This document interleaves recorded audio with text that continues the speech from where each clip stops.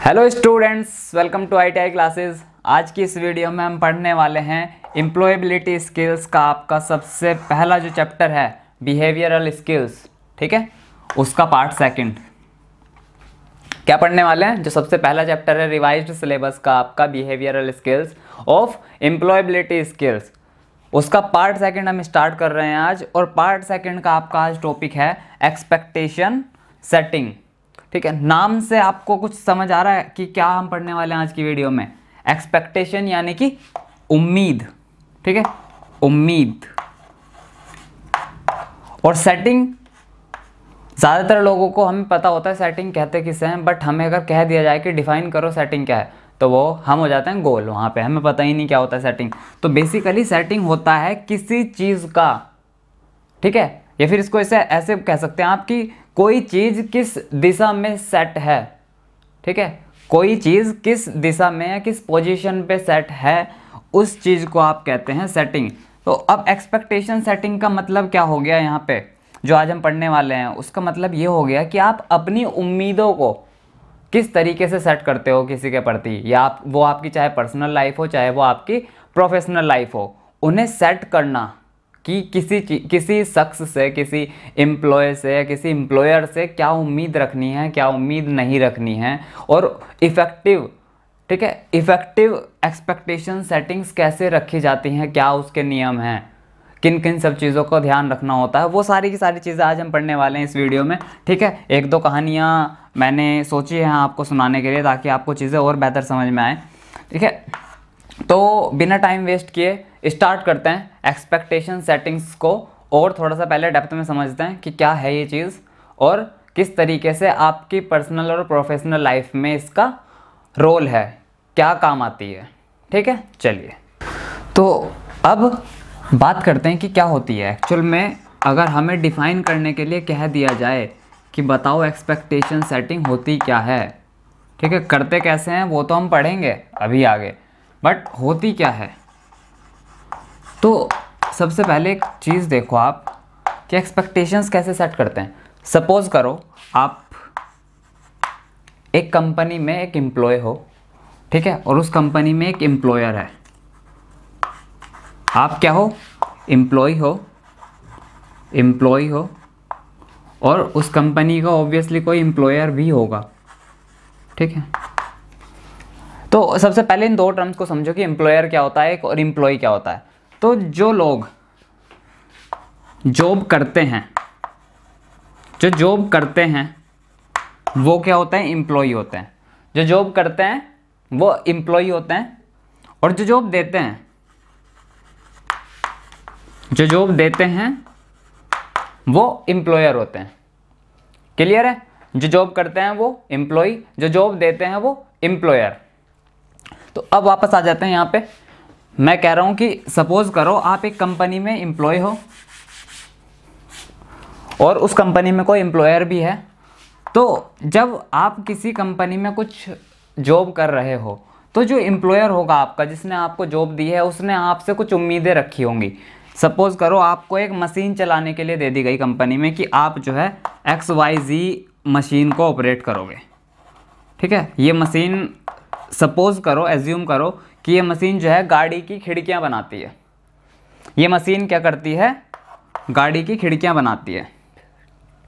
तो इस एम्प्लॉयर को अपने ऑर्गेनाइजेशन को क्योंकि प्रॉफिटेबल रखना है, इसे फ़ायदे में रखना है, तो इसने सब कुछ पहले ही सेट किया हुआ होगा कि एक मशीन से मुझे जो है 200 खिड़कियां बनवानी है। तो इस एम्प्लॉयर की आपसे उम्मीद है कि तुम जब इस मशीन को ऑपरेट कर रहे होंगे तो तुम्हें क्या करना है? 200 खिड़कियां, यानी कि 200 विंडो, या फिर वो जो होता है जिसको ऐसे खींचते हैं, मुझे नहीं पता क्या बोलते हैं उसको एग्जैक्टली, तो वो 200 आपको प्रोड्यूस करनी है उस मशीन से। ठीक है, तो ये इसने क्या किया? एम्प्लॉयर ने आपके प्रति एक एक्सपेक्टेशन सेट की।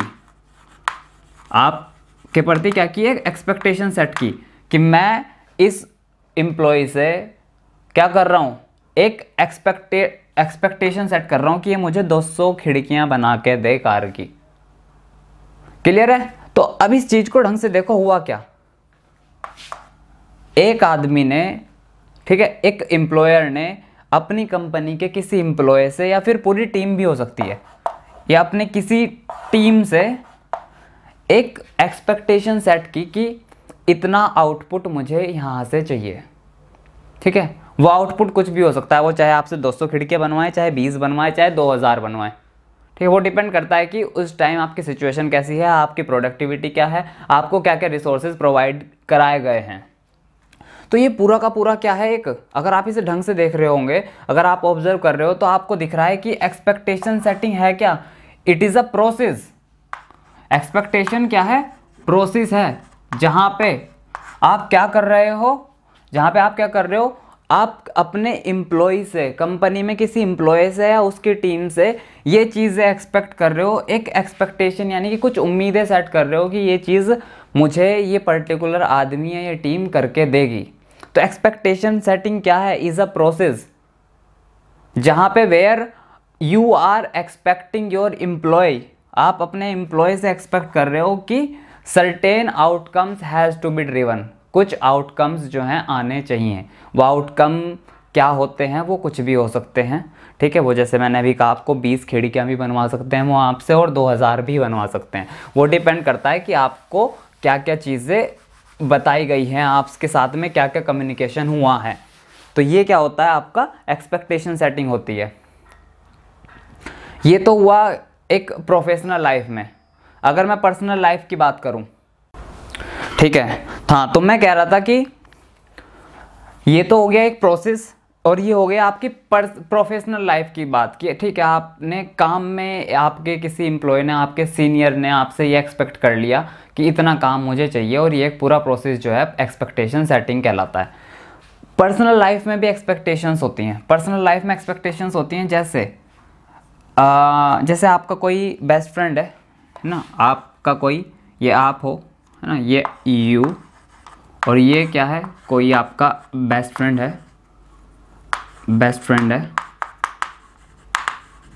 ठीक है।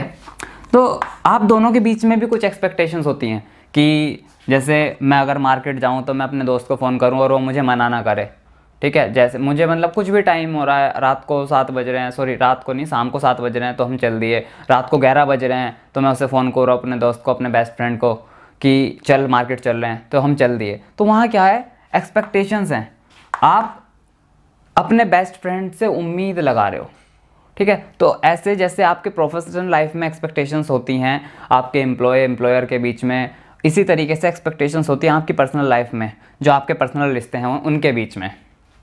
तो यही सब चीज़ें होती हैं एक्सपेक्टेशन, और इन्हीं चीज़ों को सेट करना एक्सपेक्टेशन सेटिंग कहलाता है। अब अगर एक्सपेक्टेशन सेटिंग सही नहीं होती तो क्या क्या हो सकता है, मैं आपको बताता हूँ। अगर एक्सपेक्टेशन सेटिंग सही नहीं होती तो या तो परफॉर्मेंस गंदी हो सकती है, या तो परफॉर्मेंस बेकार हो सकती है, और नहीं तो आपके रिलेशंस या फिर टर्म्स बेकार हो सकते हैं। रिलेशंस या फिर टर्म्स बेकार हो सकते हैं। जैसे कि मैं पहले पर्सनल लाइफ का एग्जाम्पल ले लेता हूँ, फिर मैं प्रोफेशनल लाइफ का आपको लेके दिखा दूंगा। जैसे कि सपोज करो मेरी एक्सपेक्टेशन सेटिंग अच्छी नहीं है, ठीक है। मेरी एक्सपेक्टेशन, अब मैं हूँ और ये मेरा बेस्ट फ्रेंड है, मेरी एक्सपेक्टेशन सेटिंग अच्छी नहीं है, ठीक है। तो मेरी एक्सपेक्टेशन सेटिंग अच्छी नहीं है, जैसे कि मैं चाह रहा हूँ कि मेरा बेस्ट फ्रेंड जब भी मैं किसी भी 24 घंटे में इसे फ़ोन करूँ और ये मेरे साथ जो है मार्केट में चल दे, या फिर जहाँ भी मैं इसे लेके जाऊँ वहाँ पे लेके चल दे, तो मेरी एक्सपेक्टेशन यहाँ पे गलत है, ठीक है। हर जगह पे कि एक लिमिट होती है कि आप इतना वहाँ से एक्सपेक्ट कर सकते हो और उससे ज़्यादा नहीं कर सकते। जैसे कभी ऐसा हो कि हाँ ठीक है, वो चल दिया किसी अनयूजुअल टाइमिंग पे मेरे साथ, तो वो उसके एफर्ट्स हैं, बट आपको वो एक्सपेक्ट नहीं करना चाहिए। जैसे मैंने अपने बेस्ट फ्रेंड से एक्सपेक्ट किया कि रात को 2 बजे मुझे चाय पीने जाना है भाई मार्केट में। मुझे कोई रोक नहीं रहा है क्योंकि मैं अकेला रहता हूँ, तो मैं रात को 2 बजे निकलूँ 3 बजे निकलूँ कोई फ़र्क नहीं पड़ता। बट आपका जो बेस्ट फ्रेंड है वो फैमिली में रहता है, वो नहीं जा पाएगा उस टाइम पे। आपको उससे उम्मीद थी कि वो 2 बजे जाएगा, बट वो नहीं जा पाया। तो यहाँ पे क्या हुआ, आपकी जो एक्सपेक्टेशन सेटिंग थी ना, वो ओवर एक्सपेक्टेशन थी, आपने ज़्यादा एक्सपेक्ट कर लिया। और जब फिर ये 2 बजे आपको मना कर देगा, ठीक है, या 2 बजे वो मुझे मना कर दे तो मुझे लगेगा यार ये तो बेकार दोस्त है, ये तो मेरे साथ नहीं चला, मेरे काम नहीं आया। तो उस तरह की एक्सपेक्टेशंस हमें, हमारे जो ओवर एक्सपेक्टेशंस होती हैं वो क्या होती है, हमारे रिलेशंस को ख़राब करती है। दूसरी आती है परफॉर्मेंस पे। इसका एग्जांपल ले लेता हूँ मैं, जैसे अगेन ये एक एम्प्लॉई है और ये एक एम्प्लॉयर है, ये एक एम्प्लॉयर है। अब आपकी कैपेसिटी है कि आप 200 पीसेस मैन्युफैक्चर कर सकते हो किसी कंपनी में, आप 200 पीसेस बना सकते हो। अब आके आपको एम्प्लॉयर कह रहा है कि भाई 2000 पीस चाहिए मुझे, तो इसने क्या किया, ओवर एक्सपेक्ट कर लिया आपसे। उस केस में आप क्या करोगे, आप या तो प्रेशराइज्ड हो जाओगे और फिर आप कुछ भी नहीं करोगे, या फिर आपको लगेगा कि यार यहाँ काम बहुत ज़्यादा है तो मैं कर ही नहीं रहा काम, या तो फिर आपसे इसकी इनसे जो है अनबन भी हो सकती है जिससे रिश्ता ख़राब हो जाएगा। अब एक होता है कि आप लेस एक्सपेक्ट करते हो, ठीक है, लेस एक्सपेक्ट, ओवर नहीं करते, आप लेस करते हो। लेस में क्या होगा कि आपकी कैपेसिटी 200 की थी, बट इन्होंने आपसे एक्सपेक्ट किया कि भाई बस 20 बना दे, ठीक है, 200 मत बना, बस 20 बना दे। तो भाई कंपनी का जो ओवरऑल प्रोडक्शन होगा वो तो 2000 पीसेस का ही हो पाया फिर पूरे महीने में, अगर आप 20 बना रहे हो, ठीक है, आप 20 बना रहे हो तो आपने एक महीने में सिर्फ 600 पीसेस बनाए और कंपनी को फ़ायदे में रहने के लिए 6000 पीसेस चाहिए थे। तो उस केस में क्या होगा, परफॉर्मेंस बिगड़ जाएगी। जब आपने कम एक्सपेक्ट किया तो आपकी परफॉर्मेंस पे असर पड़ा, जब आपने ज़्यादा एक्सपेक्ट किया तो आपके रिलेशंस पे असर पड़ा। तो इसलिए ज़रूरी होता है लाइफ में, चाहे वो पर्सनल हो चाहे वो प्रोफेशनल हो, अगेन आपको एक्सपेक्टेशन सेटिंग करना आना चाहिए, वरना तो कुछ नहीं होगा, या तो आपको हर्ट हो जाएगा या तो फिर आप जो है परफॉर्मेंस में कहीं ना कहीं मार खा जाओगे। तो इसलिए एक्सपेक्टेशन सेटिंग्स जो हैं वो इम्पोर्टेंट होती है, ना हमें ओवर एक्सपेक्ट करना होता और ना हमें लोअर एक्सपेक्ट करना होता, ठीक है। सही टर्म नहीं मुझे पता क्या होती है, बट ना आपको कम एक्सपेक्ट करना होता, ना आपको ओवर एक्सपेक्ट यानी कि ज़्यादा एक्सपेक्ट करना होता किसी से भी, चाहे वो आपका दोस्त हो, चाहे वो आपका एम्प्लॉयर हो, चाहे वो आपका कोई जूनियर एग्जीक्यूटिव हो, यानी कि आपके नीचे कोई काम करता हो, ठीक है।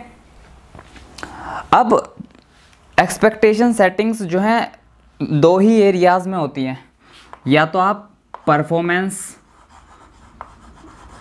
एक्सपेक्टेशंस करते हो, परफॉर्मेंस बेसिस एक्सपेक्टेशन करते हो किसी से आपके सिलेबस के हिसाब से, या फिर आप, क्योंकि हम जिस चैप्टर को पढ़ रहे हैं उसका जिक्र ना हो ऐसा हो ही नहीं सकता, या तो फिर आप बिहेवियरल एक्सपेक्टेशन करते हो किसी से, या तो आप बिहेवियरल एक्सपेक्टेशंस करते हो किसी से। तो एक कंपनी में यही 2 चीज़ें चाहिए। एक कंपनी में एक चीज़ तो चाहिए कि आपकी परफॉर्मेंस अच्छी हो, ठीक है, जितना काम ज़रूरी है उतना आप करते रहो, वेल एंड गुड, सब कुछ बढ़िया चलेगा।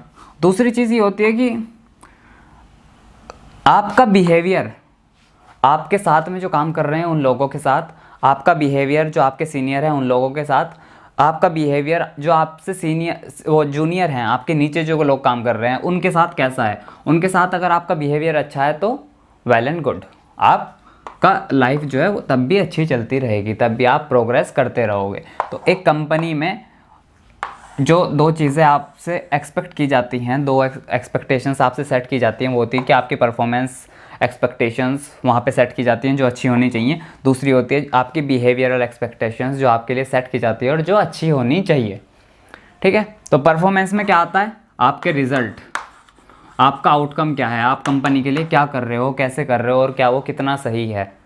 दूसरा आपका होता है बिहेवियर, यानी कि आपका एटीट्यूड कैसा है दूसरों के प्रति, आपका खुद का कॉन्फिडेंस कैसा है, जैसा हमने लास्ट वीडियो में पढ़ा था बिहेवियरल स्किल्स में क्या क्या चीज़ें आती हैं, ठीक है। आपके अमंग कितनी क्लैरिटी है दूसरे लोगों के प्रति, आप कितने पोलाइट हो, आपकी कम्युनिकेशन कैसी है उनके साथ, है ना, and so on and so on. Clear है आपको एक्सपेक्टेशन सेटिंग्स का? मेरे हिसाब से अब पूरा ढंग से आइडिया हो गया होगा कि एक्सपेक्टेशन सेटिंग्स करनी क्यों ज़रूरी है और कौन कौन से तरह की एक्सपेक्टेशन सेटिंग्स की जाती हैं एक ऑर्गेनाइजेशन में आप और आपके एम्प्लॉयर के बीच में, ठीक है। यहाँ पर्सनल लाइफ की बातें कम करेंगे। हाँ, समझाने के लिए मैं 1-2 चीज़ आपको बता सकता हूँ ताकि आप रिलेट कर सको, क्योंकि जब हम रिलेट कर पाते हैं ना तो चीज़ें हमें बहुत लंबे समय तक ध्यान रहती हैं। तो ऐसे में ले सकता हूँ, बट जो हमारा मेन फोकस रहेगा वो रहेगा चैप्टर जो आप पढ़ रहे हो उसके अराउंड, और हम जो चैप्टर पढ़ रहे हैं वो सिर्फ प्रोफेशनल लाइफ में ज़्यादा डील करता है, पर्सनल लाइफ में उतना डील नहीं करता। ठीक है, तो एक्सपेक्टेशन सेटिंग्स हमने पढ़ लिया। अब आता है कि ये चीज़ तो हमें पता लग गई कि ठीक है एक्सपेक्टेशन सेटिंग्स होनी चाहिए, ज़रूरी है, ये वो ब्ला ब्ला ब्ला। अब हम बात करते हैं कि एक्सपेक्टेशन सेटिंग्स होती कैसे हैं, क्या हैं वो चीज़ें जिनके बिहाफ पे या जिन्हें सोच के हम इफ़ेक्टिव एक्सपेक्टेशन सेटिंग कर सकते हैं, किसी से इफ़ेक्टिव एक्सपेक्टेशन सेटिंग कर सकते हैं। तो इसमें ज़्यादा नहीं है, सिर्फ 5 पॉइंट का ध्यान रखना होता है, और उन 5 पॉइंट का ध्यान अगर आप रख के किसी से एक्सपेक्टेशन सेटिंग कर रहे हो, सिर्फ प्रोफेशनल लाइफ की मैं बात करूँगा, पर्सनल लाइफ की बात नहीं करूँगा, वो 5 पॉइंट मैं यहाँ डिस्कस करने वाला हूँ, जिनका अगर ध्यान रखते हुए आप अपनी प्रोफेशनल लाइफ में एक्सपेक्टेशन सेटिंग कर रहे हो किसी से, तो आप बिल्कुल सही और सटीक एक्सपेक्टेशन रखोगे, और उससे क्या होगा, आपकी प्रोग्रेस, आपकी सक्सेसफुल जो आपके सक्सेस होने की जर्नी है वो स्मूथ हो जाएगी। ठीक है, उस पर आप ज़्यादा जल्दी से आगे बढ़ पाओगे। क्लियर है? तो स्टार्ट करते हैं इसमें सबसे पहले पॉइंट से। पहला पॉइंट है आपका set expectations that stretch and inspire excellence. ठीक है, स्ट्रेच एंड इंस्पायर एक्सीलेंस, ये नहीं कह रहा स्ट्रेच एंड इंस्पायर पर्सन, ये परफॉर्मर। एक्सीलेंस को स्ट्रेच करना है, एक्सीलेंस के लिए इंस्पायर करना है। अब इसका मतलब समझते हैं कि आप जब किसी भी परफॉर्मर से, या जैसे कि परफॉर्मर यहाँ पे क्या है, कोई भी शख्स, ये वो आप भी हो सकते हो, वो मैं भी हो सकता हूँ, जो काम कर रहा है कहीं पे। ठीक है, वो चाहे मालिक बन के काम कर रहा हो, चाहे वो एक एम्प्लॉय बन के काम कर रहा हो, तो उसको हम परफॉर्मर कहेंगे। ठीक है, जो परफॉर्म कर रहा है वो परफॉर्मर बेसिकली। तो जैसे एक कोई भी परफॉर्मर होता है, उससे जो आपको एक्सपेक्टेशंस करनी है ना, वो ऐसी होनी चाहिए कि वो उसे स्ट्रेच करे, ऐसे मतलब उसे स्ट्रेच करे कि थोड़ा सा और करना है। जैसे मतलब समझते हैं इसको और थोड़ा सा डिटेल में जाके, कि जैसे एक परफॉर्मर है, एक इंडस्ट्री में उसने जो है नई इंडस्ट्री ज्वाइन की है, और नई इंडस्ट्री ज्वाइन करने के बाद वो पहले दिन 200 पीसेस मैन्युफैक्चर कर रहा है किसी चीज़ के, यानी कि 200 पीसेस बना रहा है किसी भी चीज़ के। तो आपको उससे जो एक्सपेक्टेशंस करनी है उसे बताना है जाके कि आप 200 पीस बना रहे हो, बहुत अच्छी बात है, बट हमारी एक्सपेक्टेशंस आपसे थोड़ी सी ज़्यादा है कि हम आपसे जो है 210 पीसेस वो कर रहे हैं, 210 पीसेस बनाओ आप हमारे लिए, हम आपसे वो एक्सपेक्ट कर रहे हैं। और ऐसा नहीं है कि सिर्फ आप उसे कह के चले जाओ, आपको फिर उसे बताना है कि आपको क्यों 210 बनाने हैं, और 210 बनाओगे तो as a company, as a whole क्या फ़ायदा होगा हमें, और क्या फ़ायदा होगा फिर आपको। तो आपको क्या करना है, उसे इंस्पायर करना है एक्सीलेंस के लिए, कि आपको क्यों बनाना है 210 पीसेस। ठीक है, उससे आपको क्या मिलेगा, उससे हमें क्या फ़ायदा होगा, उससे आपको क्या फ़ायदा होगा। तो उसे इतना स्ट्रेच करना है कि वो जो है डेली थोड़ा ऊपर जा सके। जैसे आज वो 200 बना रहा था, फिर वो 205 बनाने लगा, और वो दूसरे हफ्ते में 210 बनाने लगा, और at the end of the month वो जो है 250 पीसेस आपको मैन्युफैक्चर करके देने लगे। ठीक है, तो हल्का सा उसको स्ट्रेच करना है। ऐसे नहीं कि आप गए 200 पीसेस बना रहा था वो, और आपने जाके कह दिया भाई 500 चाहिए मुझे, तो मुझे कुछ नहीं पता और मुझे शाम तक 500 पीसेस चाहिए। या तो वो चला जाएगा, या तो आप, और वो चला गया तो वो 4 लोगों को और जाके बताएगा कि ये तो कंपनी बेकार है। तो हल्का सा स्ट्रेच करना है, और स्ट्रेच करते हुए रीजंस देने हैं कि क्यों करना है तुम्हें। ठीक है, तो परफॉर्मर की परफॉर्मेंस जो है धीरे धीरे बढ़ेगी अगर आप उसको स्ट्रेच करोगे, उसको एक्सीलेंस के लिए इंस्पायर करोगे। ठीक है, तो सबसे पहला पॉइंट यही होता है कि आप जब एक्सपेक्टेशन सेट करो, ठीक, अपने परफॉर्मर के लिए, तो उसे स्ट्रेच करने की कोशिश करो हल्का, और उसे इंस्पायर करो कि आपको ये क्यों करना है, क्या आपको फ़ायदा होगा उससे। ठीक है, पहला पॉइंट क्लियर है आपको। हमें और इसमें जो है ज़्यादा स्ट्रेच नहीं करना है, ऐसा नहीं है कि 200 की जगह आप 500 कहने लगो उसे सीधा जाते ही।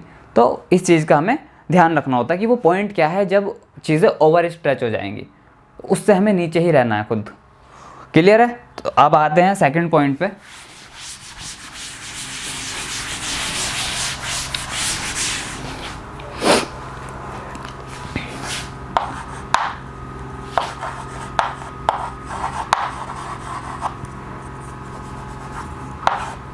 दूसरा पॉइंट है आपका बी क्लियर। जब आप एक्सपेक्टेशन सेट कर रहे हो अपने परफॉर्मर्स के साथ में, जब भी आप परफॉर्मर के साथ में क्या कर रहे हो, अपनी एक्सपेक्टेशन सेट कर रहे हो, तो आपको क्लियर रहना है। ठीक है, क्लियर कैसे रहते हैं? जब आप हमेशा कोई भी चीज़ को डॉक्यूमेंटेड रखते हो ना, डॉक्यूमेंटेड या फिर रिटन में रखते हो, तो उसे कहते हैं क्लियर रहना। ठीक है, तो जब भी मैं कह रहा हूं यहाँ पे कि क्लियर रहना है, तो इसका मतलब मैं कहना चाह रहा हूँ कि आपको डॉक्यूमेंटेड रहना है, हर चीज़ लिखित में होनी चाहिए। ऐसा नहीं है कि आपने जो है जाके अपने परफॉर्मर को कह दिया कि मुझे जो है ये चीज़ चाहिए, वो चीज़ चाहिए, ये चीज़ चाहिए, वो चीज़ चाहिए, और आप चले गए 1 हफ्ते के लिए। 1 हफ्ते तक आप क्या कर रहे हो? 1 हफ्ते तक आप हो ही नहीं वहाँ, 1 हफ्ते तक आप मिस हो कंपनी से। आप कोई फॉलोअप नहीं कर रहे अपने परफॉर्मर के साथ कि वो क्या कर रहा है, क्या नहीं कर रहा। और आपने जो इतनी लंबी लिस्ट उसको दे दी थी, ठीक है, इतनी लंबी लिस्ट वो दे दी थी आपने उसको ऐसे। और परफॉर्मर के साथ दिक्कत क्या हुई कि परफॉर्मर जो है यहाँ तक तो बिल्कुल सही कर रहा था, बट तीसरे पॉइंट पे आके वो अटक गया। तीसरे पॉइंट पे आके वो अटक गया, और क्योंकि आपने लिखित में नहीं दिया था उसे, रिटर्न और डॉक्यूमेंटेड फॉर्म में नहीं दिया था, तो अभी उसके पास 4 दिन थे बाकी काम को करने के लिए। बट क्योंकि वो कंफ्यूज हो गया, कि क्या क्या करना था, तो बाकी के 4 दिन अब अपनी मर्जी से करेगा जो करना है। और जब आप 7वें दिन उसे मिलोगे तो वो कह देगा कि जी मैं तो कंफ्यूज हो गया था, वो मैंने आपकी एक बात को गलत समझ लिया, और फिर तो जो है मैं जी कर नहीं पाया काम। तो ऐसी चीज़ों को अवॉइड करना है, मिसइंटरप्रिटेशंस ना हो वहाँ पे। तो इसलिए हमें क्या होता है, क्लियर रहना होता है अपनी एक्सपेक्टेशन से, कि आप जो परफॉर्मर से एक्सपेक्ट कर रहे हो वो बिल्कुल क्लियर होना चाहिए कि मुझे इस हफ्ते के बाद इतनी चीज़ें आपसे चाहिए, और इतनी चीज़ें आपसे चाहिए, वो सारी की सारी चीज़ें कल को वो कोई एक्सक्यूज़ के साथ आपके पास ना आए वापस। तो हर चीज़ जो है आप डॉक्यूमेंटेड रखना है, आपको उसे देना है कि मेरे पास ये रिटर्न में आपको दे रहा हूँ मैं, अगर लगे कहीं कंफ्यूज हो रहे हो तो यहाँ पे इस पॉइंट को देख लेना, क्या करना है क्या नहीं करना। कहीं कन्फ्यूज़न हो तो get in touch with me, मुझसे पूछना, और वरना अभी पूछ लो। और बस मुझे तो जो है अब 1 हफ्ते बाद आप मिलना, और मुझे ये सब चीज़ें चाहिए, मुझे आपका रिपोर्ट कार्ड चाहिए, आपकी परफॉर्मेंस देखनी है। ठीक है, तो हमें इतना क्लियर रहना होता है जब हम एक्सपेक्टेशन सेट कर रहे होते हैं। ऐसा भी ना हो कि परफॉर्मर को लगे कि मुझे बताया ही नहीं था, और ऐसा भी ना हो कि आपको लगे कि मैंने बता दिया था और हुआ कुछ नहीं। ठीक है, तो आगे चलते हैं 3rd पॉइंट पे।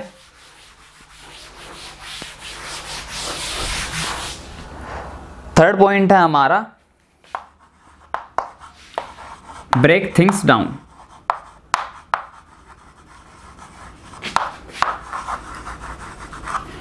एक छोटी सी कहानी सुनाता हूँ आपको, इस पॉइंट को एक्सप्लेन नहीं करूँगा, है ना। एक छोटी सी कहानी सुनाता हूँ आपको, बचपन में हम सबने सुनी थी। याद है आपको कि एक आदमी के 4 बेटे होते हैं। एक आदमी के क्या होते थे? 4 बेटे होते थे, और वो चारों जो हैं अपनी अपनी अलग अलग ज़िंदगी जी रहे थे। फिर वो जो पिता था इन चारों बेटों का, वो एक दिन बीमार पड़ा, वो बूढ़ा होने लगा। और जब वो बूढ़ा होकर बीमार पड़ने लगा, तो उसने देखा कि ये तो जो है सब कुछ बर्बाद कर देंगे, या फिर इन्हें कोई बर्बाद कर देगा, इन्हें कोई आसानी से जो है लूट लेगा या तोड़ देगा, कुछ भी हो सकता था ऐसा। तो इसको अपने चारों बेटों को क्या करना था? एक साथ रखना था, ताकि ये साथ मिलके स्ट्रॉन्ग बन के आगे बढ़ सके। तो इसने क्या किया, जब ये बूढ़ा बिल्कुल ऐसे अपनी आखिरी स्टेज पे था, उसने अपने चारों बेटों को बुलाया एज अपनी अंतिम इच्छा कि आप मेरे पास चारों आओ, मेरे साथ कुछ समय बिताओ। तो जब इसने अपने चारों बेटों को बुलाया, तो बेड पे लेटा हुआ था ये, इसने कहा कि जाओ बाहर से क्या लेके आओ, एक लकड़ी का बंडल लेके आओ, लकड़ी का बंडल लेके आओ। तो इसमें से कोई गया इनका बेटा, और वो जो है क्या करके ले आया, लकड़ी का बंडल ले आया। फिर इस बूढ़े बाप ने इन्हें कहा कि इस बंडल को तोड़ के दिखाओ। ठीक है, सब ने एक एक बेटे ने इनके ट्राई किया, सब ने पूरी ताकत लगाई। ठीक है, बट किसी से भी ये बंडल टूटा नहीं। सब ने अपनी पूरी ताकत लगाई, बट किसी से भी ये बंडल नहीं टूटा। फिर इनके पिताजी ने कहा कि क्या हुआ, नहीं टूटा? एक काम करो, इस बंडल को खोल लो, इसमें से लकड़ियाँ निकाल लो, और फिर उन्हें एक एक करके तोड़ो। फिर क्या था, फिर उन्होंने ऐसे ही किया, बंडल को खोला, बंडल को खोलने के बाद एक एक लकड़ी ऐसे तोड़ी, और फटाफट सारी लकड़ियाँ टूट गई। तो बच्चों को समझ में नहीं आया कि इस चीज़ से हमें क्या सिखाना चाहते हैं पिताजी। तो पिताजी ने लास्ट में एक बात जो कही, जो मोरल था उस कहानी का, वो तो क्या था, unity is strength. Unity is strength या फिर यूनिटी हैज़ स्ट्रेंथ। हिंदी में इसको मुझे याद है अभी भी, क्या था पूरी वो लाइन याद है मुझे, कि एकता में बल है।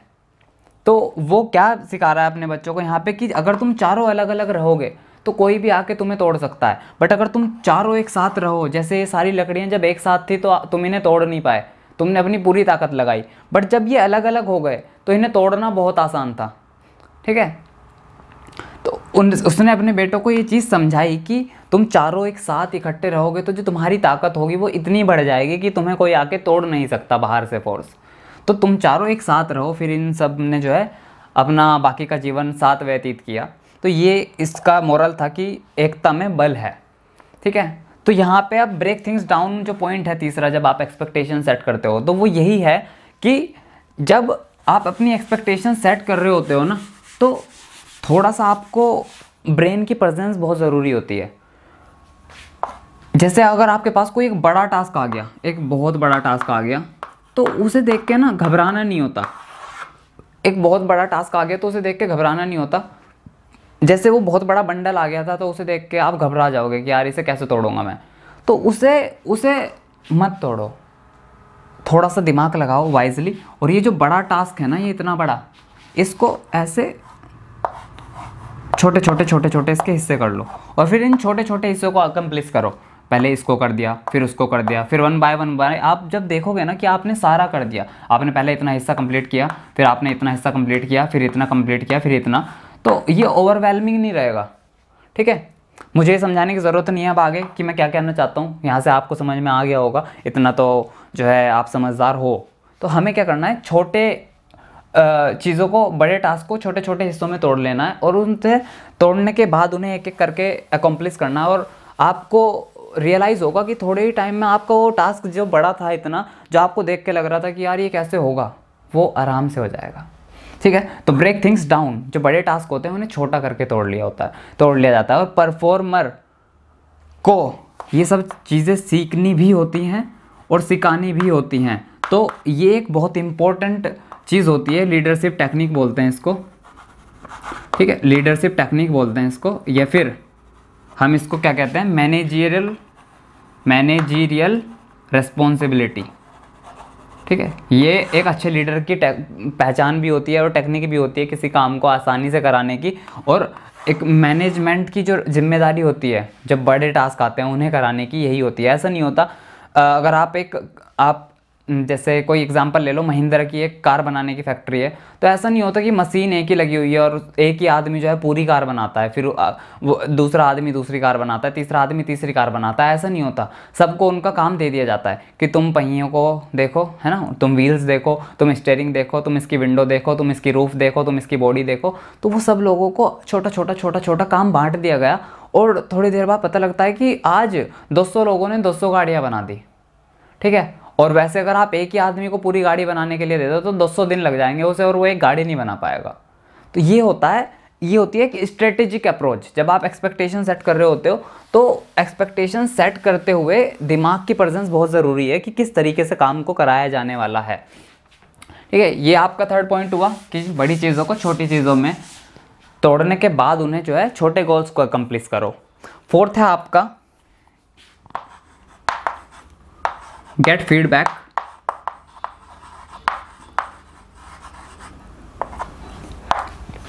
Gate feedback from employ. Gate feedback from employ and engage with them.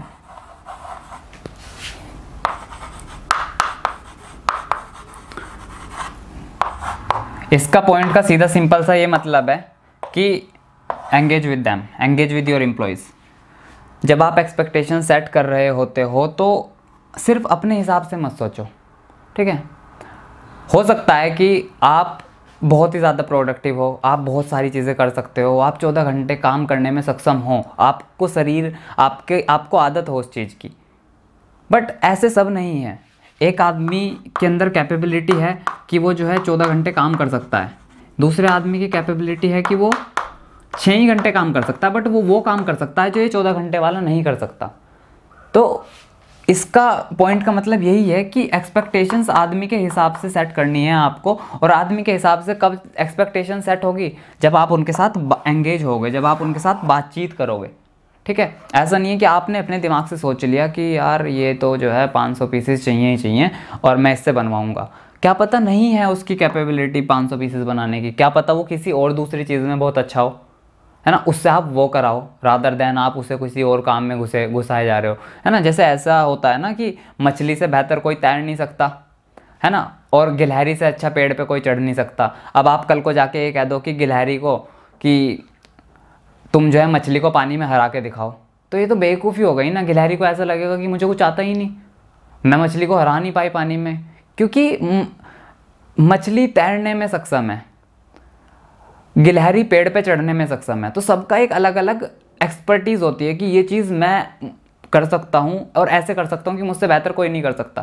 तो ऐसे ही होता है जब आप एक्सपेक्टेशन सेट करते हो, तो आपको ज़रूरी है कि आप पहले उस इंसान को समझो, आपका जो एम्प्लॉय है, कि वो पानी में तैरेगा अच्छा या फिर वो पेड़ पे चढ़ेगा अच्छा। ठीक है, यानी कि वो किस चीज़ को करने में अच्छा है, और वो जिस चीज़ को करने में अच्छा है आप उसे उसमें लगाओ। उसके लिए क्या ज़रूरी है, आपका उनसे बातचीत करना ज़रूरी है। जब आपने उन्हें टास्क दिए तो उनसे फीडबैक लेना ज़रूरी है, कि जब आपने उन्हें कह दिया कि ये करना है तो उनसे पूछो, उनकी फीडबैक भी लो कि आप ही कर सकते हो या नहीं कर सकते, अगर आप करोगे तो क्या समस्याएं आएंगी, क्या हम इन्हें बढ़ा सकते हैं जो आप कर रहे हो, क्या उसमें हम इम्प्रूव कर सकते हैं, क्या उसमें घटा सकते हैं, क्या बढ़ा सकते हैं। वो सारी चीज़ें जब होंगी, जब आप उनके साथ बैठोगे, बातचीत करोगे। तो ये जो है एक one of the most important point है। जब आप एक्सपेक्टेशन सेट कर रहे हो तो आपको उनसे बातचीत करनी है, आपको उनसे फीडबैक लेने हैं, और आपको उनको समझने के बाद उनके लिए एक्सपेक्टेशंस सेट करनी है। ठीक है, लास्ट बट नॉट लीस्ट 5वां पॉइंट है इसमें, इवैल्यूएट एंड फॉलो अप। जब आप ऊपर के सारे पॉइंट फॉलो कर लो, ठीक है, जब आपने एक्सपेक्टेशन सेट कर दी, काम भी स्टार्ट हो गया, परफॉर्मर कर भी रहा है, तो अब आपका काम है कि आप ऑब्जर्व करो कि एक आदमी ने, एक परफॉर्मर ने over the past few days या over the past few weeks और मंथ्स कितना काम किया, उसे इवैल्यूएट करो। उसे देखो कि ठीक है यार, इसने इतना किया, उतना नहीं किया, ये चीज़ यहाँ पे कमी है, ये चीज़ यहाँ गलत है, और उसके बाद उससे फॉलो अप करो, उससे बातचीत करो इस बारे में। तो जहाँ पे इवैल्यूएट की बात मैं कह रहा हूँ, तो वो क्या है, जैसे एक परफॉर्मर ने 1 महीने तक आपके साथ काम किया, ठीक है, 1 महीने तक आपके साथ काम किया। 1 महीने में ऑब्वियसली उसने कहीं पे कुछ गलतियाँ भी की होंगी, है ना। 1 महीने में कहीं पे उसने कुछ चीज़ें अच्छी भी की होंगी, भले अच्छी कम हो, गलतियाँ ज़्यादा हो। तो आपका क्या काम है, अब आपने इसकी पूरे रिपोर्ट कार्ड को देखा, आपने क्या किया, इसके पूरे रिपोर्ट कार्ड को देखा, उसके बाद आप इसके पास आओ, उसे बताओ कि यहाँ पे तो जो है ना करेक्शंस की ज़रूरत है, यहाँ पे आपने गलत किया है, यहाँ पे सही करो, यहाँ पे आप और अच्छा कर सकते हो, ये चीज़ आप गलत ही कर रहे हो, इस चीज़ को छोड़ दो, ये नई चीज़ है जो आप ट्राई कर सकते हो। तो ये पॉइंट है आपका, इवैल्यूएट एंड फॉलो अप। आप पहले उसे ऑब्ज़र्व करो, फिर उसे ऑब्ज़र्व करने के बाद उसे बताओ कि यहाँ चीज़ें गलत हैं, यहाँ चीज़ें सही हैं, यहाँ पे जोड़ो, यहाँ पे घटाओ। वो सारी चीज़ें आपको करना है किसी भी परफॉर्मर के साथ में, और ये 5वां मोस्ट इम्पॉर्टेंट पॉइंट होता है। और एक चीज़ मैं आपको बताता हूँ कि कम्युनिकेशन बहुत इंपॉर्टेंट होता है इन सब चीज़ों में। जब आप एक्सपेक्टेशन सेट कर रहे हो तो क्या होता है, कम्युनिकेशन सबसे ज़्यादा इंपॉर्टेंट होता है। ठीक है, कम्युनिकेशन बहुत इंपॉर्टेंट होता है, क्योंकि कम्युनिकेशन ही आपकी हेल्प करेगा किसी भी एक्सपेक्टेशंस को सेट करने में। तो इसलिए मैं कह रहा हूँ कि बिहेवियरल स्किल्स आपकी जब अच्छी होंगी ना, कम्युनिकेशन आप अच्छा कर पाओगे, तभी आप ये सब चीज़ें एक्सपेक्टेशन सेट कर पाओगे, तभी आप काबिल बनोगे एक कंपनी को चलाने में या एक कंपनी का हिस्सा बनने में। ठीक है, एक बेहतर हिस्सा बनने में। तो और एक चीज़ जो इसमें ध्यान रखने की बात है वो ये है कि कभी भी क्या नहीं होना चाहिए, जो आपकी एक्सपेक्टेशंस हैं, जो आपकी उम्मीदें हैं, और जो रियलिटी है, जो वास्तविकता है, उनमें जो डिफरेंस है, उनमें क्या है, उनमें जो डिफरेंस है वो ज़्यादा नहीं होना चाहिए, वो बहुत ज़्यादा नहीं होना चाहिए। अगर डिस्टेंस, जो रियलिटी और एक्सपेक्टेशन है, उनके बीच में डिफरेंस बड़ा है, तो डिसअपॉइंटमेंट के अलावा आपको कुछ नहीं मिलने वाला, आपको निराशा के अलावा कुछ नहीं मिलने वाला। डिसअपॉइंटमेंट के अलावा क्या नहीं मिलेगा, कुछ भी नहीं मिलेगा। तो आपको रियलिटी और एक्सपेक्टेशंस को सुपर इम्पोज करना है, दोनों को एक ही फ्रेम में डालना है कि रियलिटी भी यही है और मेरी उम्मीद भी यही है। ठीक है, ऐसा ना हो कि रियलिटी कुछ और है और आपकी एक्सपेक्टेशन कुछ और है। जैसे आप को मैं कह रहा था अभी, एक पर्सनल एग्जांपल से मैं एक और ले लेता हूँ। जैसे कोई आपकी बेस्ट फ्रेंड है, ठीक है, यहाँ पे हम जेंडर थोड़ा सा चेंज कर देते हैं। सपोज करो आपकी अपोजिट जेंडर में कोई बेस्ट फ्रेंड है, यानी कि अगर आप लड़के हो तो आपकी कोई लड़की बेस्ट फ्रेंड है, या फिर अगर आप लड़की हो तो आपका कोई लड़का बेस्ट फ्रेंड है। तो आपको आदत हो जाती है किस तरीके से ना बेस्ट फ्रेंड के साथ रहने की, कि सुबह उठेंगे तो उसका गुड मॉर्निंग का मैसेज आएगा या कॉल आएगा, रात को सोएंगे तो उसका गुड नाइट का मैसेज आएगा या कॉल आएगा। तो ठीक है, so far this is good, but जब वो कभी नहीं आता ना, तो आपको डीप इनसाइड ऐसा लगता है कि यार कुछ मिस है, कुछ गलत हो रहा है। तो और आप फिर अपने थॉट्स को इस तरीके से चलाते हो कि आपको अंदर हर्ट होने लगता है कि यार आज उसने मुझे वो नहीं किया। वो उसकी लाइफ है, उसकी अपनी प्रायोरिटीज़ भी होंगी, उसके अपने स्केड्यूल होंगे, मे बी वो हेक्टिक होगा, कुछ भी हो सकता है। तो इसलिए मैं कह रहा हूँ कि जो एक्सपेक्टेशंस होती हैं और जो रियलिटी होती है, उसको आपको कोशिश करनी है कि वो एक ही सांचे में जाए। ऐसा नहीं है कि एक्सपेक्टेशंस बिल्कुल अलग हैं, कहीं आसमान में, और जो रियलिटी है वो कहीं यहाँ धरती पे, और उसके बाद आप बीच में हवा में लहर रहे हो और फिर कुछ भी नहीं हो रहा। ठीक है, इस चीज़ का आपको ध्यान रखना है। इसके बाद फॉर योर इन्फॉर्मेशन एक और चीज़ है इसमें, इसी चैप्टर के सेकंड पार्ट में मैं आपको कवर कराना चाहता हूँ उसे, बट उसके बारे में मैं बात बहुत ही कम करने वाला हूँ, क्योंकि मैं चाहता हूँ कि ये पार्ट आप खुद पढ़ो, ये पार्ट आप खुद पढ़ो। वो है क्रिएटिंग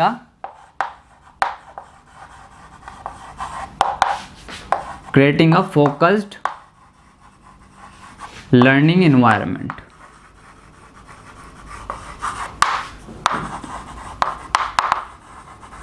इसके बारे में मैं सिर्फ बोल दूं तो भी शायद कोई दिक्कत नहीं है ना। तो हमेशा किसी भी चीज़ को, पहली बात तो कोई सीखने की उम्र नहीं होती है, आपको ज़िंदगी भर सीखना होता है, और ज़िंदगी भर सीखने के लिए कुछ फेजेस ऐसे होती हैं जहाँ पे आपको डेडिकेटेडली सिर्फ सीखना होता है। बाकी टाइम में तो ऐसा होगा कि आप काम भी करोगे, आप फैमिली भी देखोगे और आप सीखते भी रहोगे ज़िंदगी भर। बट कुछ वक्त ऐसा होता है जहाँ पे बाकी सब चीज़ें कम इंपॉर्टेंट हो जाती है, बट सीखना आपके लिए सबसे ज़्यादा इंपॉर्टेंट हो जाता है, और वो आपकी एज है अब वो टाइम है जब आपको सीखना is most important thing for you in your life. तो सीखने के लिए एक चीज़ बहुत ज़रूरी होती है कि आप फोकस्ड लर्निंग इन्वायरमेंट क्रिएट करो, या फिर फोकस्ड लर्निंग इन्वायरमेंट का हिस्सा बनो।